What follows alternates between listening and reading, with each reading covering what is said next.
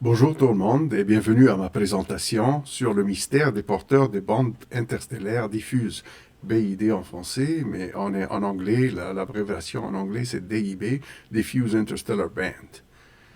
Depuis plus d'un siècle, les astronomes sont confrontés à l'un des plus anciens mystères de l'astronomie observationnelle moderne, et c'est l'origine des bandes interstellaires diffuses. Par cela, je veux dire que le mystère, c'est quels sont exactement les porteurs moléculaires qui sont responsables de ces bandes d'absorption observées par les astronomes. Malgré les efforts considérables, l'identité de ces porteurs responsables de la majorité de ces bandes reste inconnue, à l'exception d'un seul porteur présumé.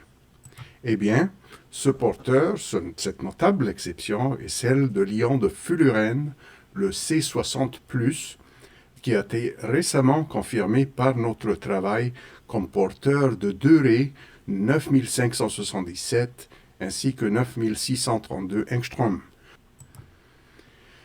Les objectifs de ce travail, c'est d'identifier des familles cohérentes de BIDs qui peuvent résulter de porteurs communs, ainsi que d'analyser les corrélations d'intensité, d'associer des motifs vibrationnels aux écarts énergétiques entre les lignes dans le spectre visible. Et bien sûr, l'objectif ultime, c'est de proposer des candidats moléculaires présumés qui puissent être à l'origine de ces bandes d'absorption. Donc, en ce qui concerne la méthodologie, notre équipe a exploité les données issues de l'observatoire Apache Point Observatory, analysant plus de 150 000 paires de raies sur 25 lignes de visée, donc approximativement un peu moins que 4 millions de points de données ont été analysés par ce travail. Nous avons adopté une approche interdisciplinaire en s'appuyant sur l'astrophysique observationnelle ainsi que l'analyse statistique et la chimie quantique pour progresser vers l'identification des porteurs de BID. On a fait des simulations quantiques de spectres en utilisant des méthodes assez avancées de chimie quantique. Quelques résultats.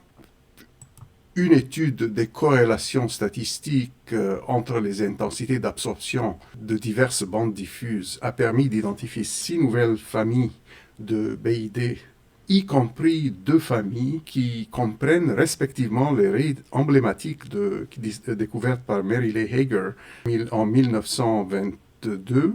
Un autre résultat assez important, c'est de la forte confirmation que nous avons pu apporter comme soutien très fort à la proposition que le C60+ est un candidat viable de 2 lignes observationnelles face à la controverse actuelle. Nous avons aussi proposé une douzaine de petites molécules organiques aux absorptions dans le spectre ultraviolet, bien que ne correspondant pas directement au BID, elles correspondent néanmoins à la large épaule UV bien connue aux alentours de 220 nanomètres.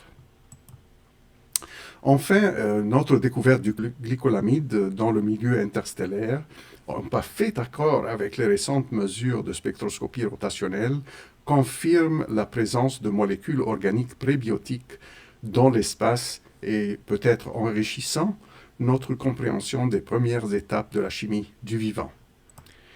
Donc, je vous invite à consulter notre poster qui est également disponible en ligne.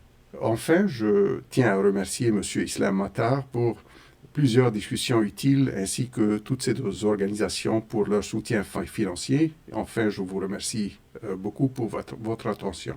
Merci.